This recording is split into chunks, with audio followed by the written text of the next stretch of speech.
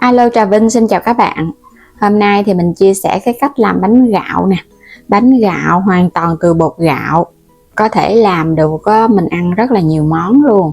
Làm sẵn các bạn để tủ đông, mình dùng trong 1 tháng nha, không có bị hư gì hết á. Nấu súp hoặc là luộc hoặc là mình làm cái món trộn khô cũng ngon nữa. Bây giờ thì mời các bạn mình cùng vào bếp luôn nè. Mình dùng ở đây một gói bột gạo lọc, gói này là 400g. Cái loại bột gạo lọc thì nó không có bị hôi bột so với tinh bột gạo. Mình cho hết vô nhưng các bạn chừa lại chút xíu để một chút nữa mình làm bột khô phủ, mình cán bột nha. Rồi thêm vào đây chút muối đi cho nó đậm đà. Mình sẽ trộn sờn cái. Làm cái bánh gạo này nó giống như là mình làm bánh canh vậy á, nhưng mà ăn cái sợi nó sẽ to hơn bánh canh. Nước phải thật sôi, mình sẽ chế vô từ từ. Cái lượng nước nó sẽ ít hơn lượng bột nha, tùy theo các bạn làm nhiều hay ít. Mình cứ chế vô từ từ. Rồi mình sẽ trộn đều. Nhớ là phải nước sôi để mình lấy trùng bột, nó không có bị chảy. Và cái bột của mình nó cũng mềm hơn á. Trộn thật đều sơ qua một cái. Nếu mà thấy khô thì mình hãy rưới thêm nước sôi vô. Nấu nước thì các bạn nấu nhiều nhiều đi, trừ hao, chứ đừng có nấu cho nó vừa đủ là nó nhanh nguội lắm nha. Mình trộn thật đều luôn, cho cái phần bột khô nó phủ hết cái nước sôi là nó vừa. Nếu có lỡ chế hơi nhiều nước thì mình thêm chút bột khô. Rồi thêm vào muỗng canh dầu ăn nữa. Bột lúc này nó còn nóng lắm, các bạn mang bao tay vải vô để mình nhồi. Bột càng nóng thì mình nhồi nó sẽ dễ mịn hơn là nó khô. Nếu mà nó nguội là nó khô mình nhồi nó khó mịn lắm. Có dầu ăn thì nó không có bị dính đâu. Trước hết là mình cứ nhồi sơ với cái bao tay vải đi ha. Nhồi chút xíu đi cho nó mịn rồi mình hả tháo ra. Cứ nhồi đều.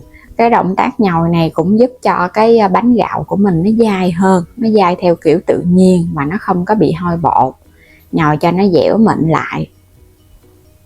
Xong rồi mình sẽ cho một ít bột khô hồi nãy chừa lại đó ra cái mặt phẳng. Các bạn sẽ lấy hết cái khối bột ra. Cái bánh gạo này thì cái lượng nước các bạn làm nếu mà có lỡ hơi nhiều thì mình thêm chút xíu bột khô. Còn có lỡ hơi khô thì mình thêm chút nước sôi. Dễ làm lắm, không có khó gì đâu. Nhồi cho nó đều chút xíu nha, để cho khối bột nó dẻo mịn thì nó mới ngon.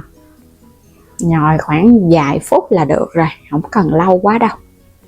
Rồi bây giờ sẽ chia bột ra. Mình lăn lăn vậy nè, cho nó dài dài ra. Cái bước này nếu các bạn không làm bánh gạo thì mình cứ lăn cho nó dài ra, cái mình cán thật mỏng, cắt thành cái bánh canh sợi nha. Làm bánh canh sợi cũng cái bột giống vậy luôn, hoàn toàn từ bột gạo, nó sẽ dai mà dai mềm chứ nó không cứng. Còn ở đây mình làm bánh gạo cho nên là mình xe cái sợi cho nó dài ra. Nhỏ nhỏ ốm ốm vậy nè, ăn nó không ngán nha, đừng có bự quá. Các bạn sẽ cắt ra một chút nữa đi rồi cái mình nó xếp nó lên, mình cắt một lần cho nó nhanh, chứ cắt từng sợi vậy lâu lắm. Ra cái khúc vừa vừa, nhớ phủ thêm bột khô nhiều nhiều nha, cho nó đừng có bị dính. Còn các bạn không có phủ bột khô nhiều là nó dính lắm. Đây mình cắt xong hết rồi nè.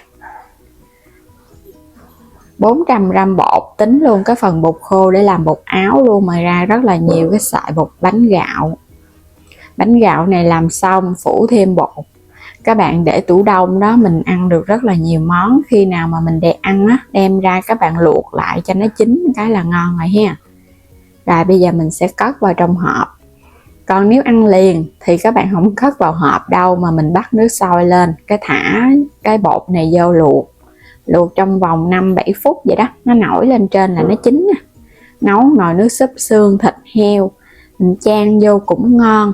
Mà mình nấu lẩu ăn cùng cũng ngon luôn.